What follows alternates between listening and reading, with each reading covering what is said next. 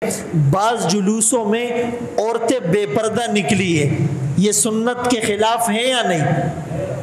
حور بن کر لڑکی کو تیار کر کے بھرے جلوس میں لایا گیا اور ساری دنیا اس کا دیدار کر رہی ہے، یہ سنت کی ناقدری ہے یا نہیں؟ خوبصورت لڑکی کو کالے چشمے پہنا کر وہ نبی کے نام پر نعت پڑھوائی جا رہی ہے، سب اس کے حسن کا نظارہ اور تماشا کر رہے ہیں، یہ بے حرمتی ہے یا نہیں؟ کھانے پینے کی چیزیں بلڈنگوں سے پھینکی جا رہی ہے، لوگ جھپٹ کر اس کو پکڑ رہے ہیں، کھانے پینے کی بے حرمتی ہے یا نہیں؟ ربیع الاول گیا، اسی گھر سے گانے کی آواز، فلم کی آواز آ رہی ہے، یہ سنت کی بے حرمتی ہے یا نہیں؟ ایک آدمی جلوس میں ٹریکٹر چلا رہا ہے اور اس پر ڈانس کر رہا ہے، یہ سنت کی ناقدری ہے یا نہیں؟ کیک کاٹ کر نبی کی سالگرہ مناتے ہیں اور اس کیک پر یا رسول اللہ بھی لکھا ہوا ہے اور اس پر چھری چلا رہے ہیں، یہ سنت کی ناقدری ہے۔ جو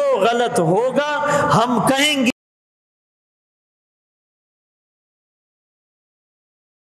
میں جو نقطہ سمجھا رہا ہوں، ربیع الاول کا سیرت کا پیغام لے کر اٹھو کہ ہم نے حق بات حق طریقے پر کرنی ہے، سب کو کرنی ہے، کریں گے نا انشاءاللہ۔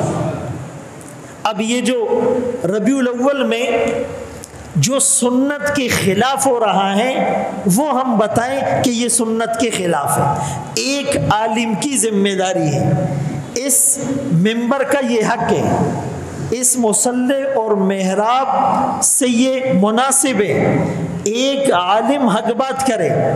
تو ایک بات ہم یہ کہتے ہیں کہ میرے نبی کا تذکرہ عبادت ہے، لیکن صرف ربیع الاول میں کیوں؟ ہمارا عقیدہ یہ ہے کہ میرے نبی کی آمد سے صرف 12 ربیع الاول یا 8 ربیع الاول یا 9 ربیع الاول یا صرف ربیع الاول کا مہینہ مبارک نہیں ہوا، بلکہ ہمارا عقیدہ یہ ہے کہ میرے نبی جس گھڑی میں آئے وہ گھڑی مبارک، وہ گھڑی جس دن میں آئی وہ دن مبارک، وہ دن جس ہفتے میں آیا وہ ہفتہ مبارک، وہ ہفتہ جس مہینے میں آیا وہ مہینہ مبارک، وہ مہینہ جس سال میں آیا وہ سال مبارک، وہ سال جس صدی میں آیا وہ صدی مبارک، وہ صدی جس زمانے میں آئی وہ صدی مبارک، وہ زمانہ مبارک۔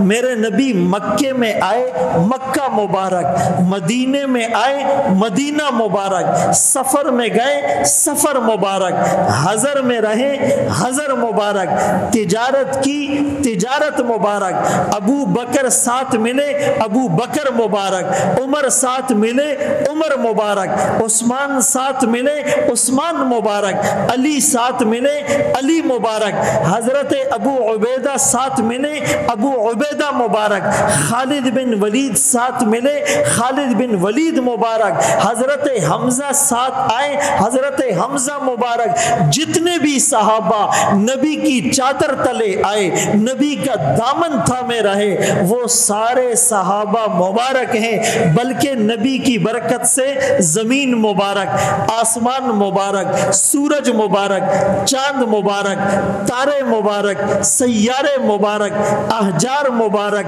اشجار مبارک، جمادات مبارک، نباتات مبارک، کھیت کلیاں مبارک، فصلیں مبارک، ندی نالے مبارک، پہاڑ مبارک، انسان مبارک، جنات مبارک، فرشتے مبارک، حیوانات مبارک، حشرات الارض مبارک، بارش مبارک، پانی مبارک، ہوائیں مبارک، ساری کائنات میں جس جس کو جو جو برکت ملی یہ سب میرے نبی کی برکت کا نتیجہ ہے۔ تو ہم پوری زندگی نبی کی سیرت کو بیان بھی کریں، اپنے سامنے بھی رکھیں۔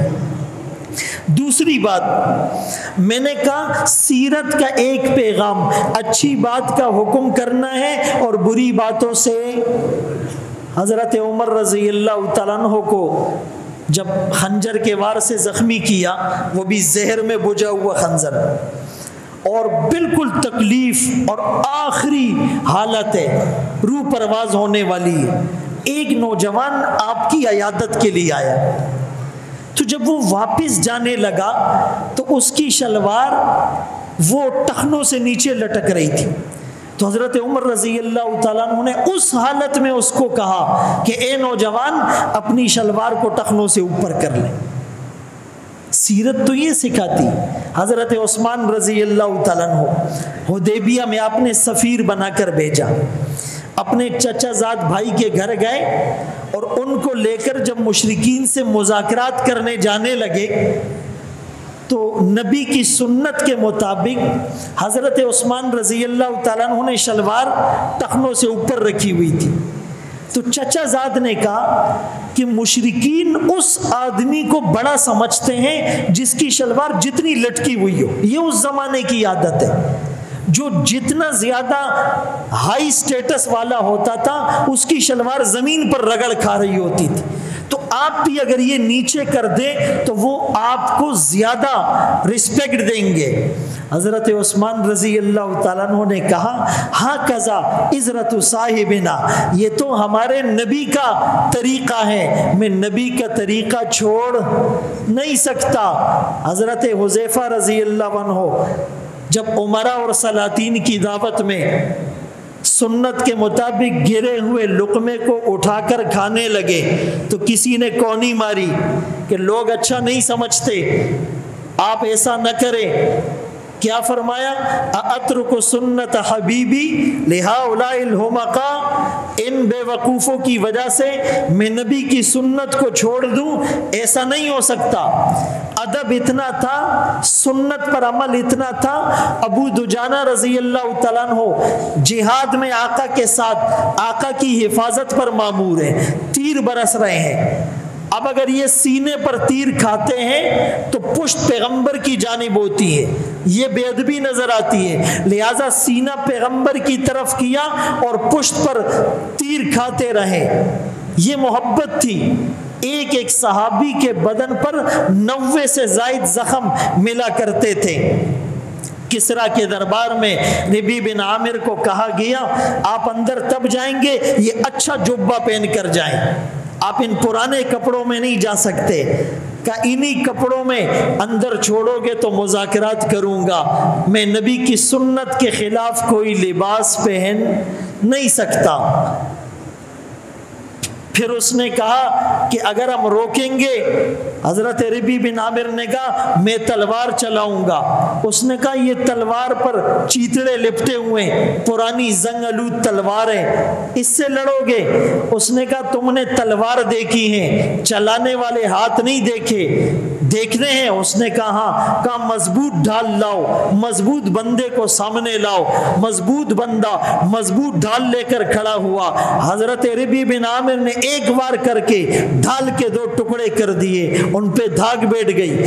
پھر اندر گئے تو بادشاہ خود تخت پر براجماں ہوتا تھا، کھڑے ہو کر بات کرنی ہوتی تھی.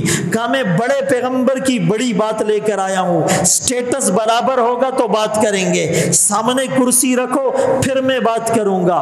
میرے محترم دوستو، آپ یہ بتائیں اس ربیع الاول میں بعض جلوسوں میں عورتیں بے پردہ نکلی ہے، یہ سنت کے خلاف ہے یا نہیں؟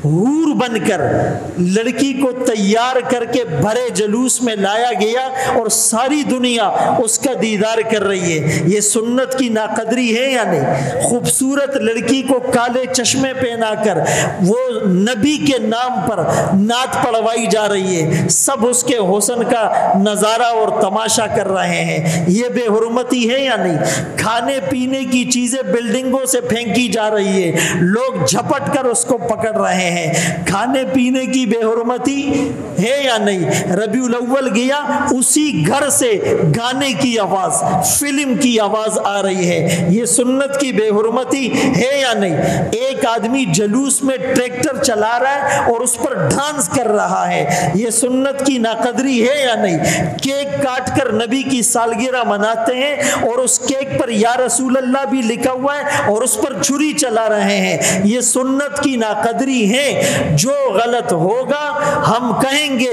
ہمارے بڑوں نے پہلے بھی کہا تھا اگر تم ان چیزوں کو کنٹرول نہیں کرو گے، لوگ کرسمس ڈے کو بھول جائیں گے، لوگ یہودیوں اور عیسائیوں سے آگے بڑھ جائیں گے، رسومات ہوگی، بدعات ہوگی، خرافات ہوگی۔ آپ نے بھی اپنے چھوٹوں کو سمجھانا ہے، ہم نے بھی سمجھانا ہے، کل قیامت کے دن ہم سے پوچھ ہوگی۔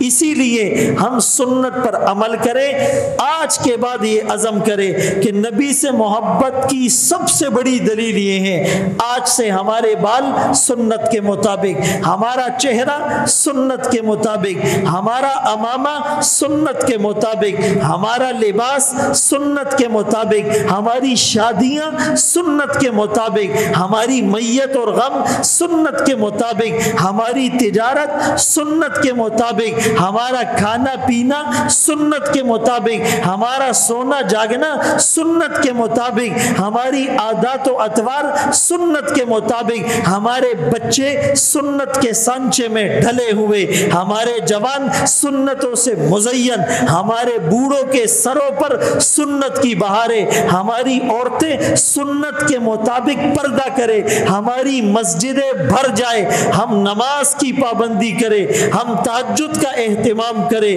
ہم روزانہ قرآن کی تلاوت کرے، ہم زکوٰۃ صحیح طریقے پر ادا کرے، ہم صدقہ اور خیرات کرے، ہم تبلیغ میں پوری دنیا میں اللہ کے دین کے لیے پھرے، ہم جہاد کی ضرورت پڑنے پر تلوار بھی استعمال کرے، ہم خانقاہوں میں اللہ اللہ کی ضربیں لگائے، ہم مدرسوں میں اپنے بچوں کو عورتوں کو داخل کرے، ہم دینی پروگرامات اٹینڈ کرے، ہم جمعے میں اتنا پہلے آئے کہ امام کے آنے سے پہلے ہر مسجد بھری ہوئی ہو۔ جب ان سنتوں پر عمل ہوگا میرا آقا خوش ہوگا۔ خدا نخواستہ اگر اس طرح معاملات چلتے رہیں، ہم دنیا کو بہت منفی اور نیگیٹو پیغام دے رہے ہیں۔ اللہ ہمیں عقل سلیم عطا فرمائے۔ وآخر دعوانا ان الحمد للہ رب العالمین۔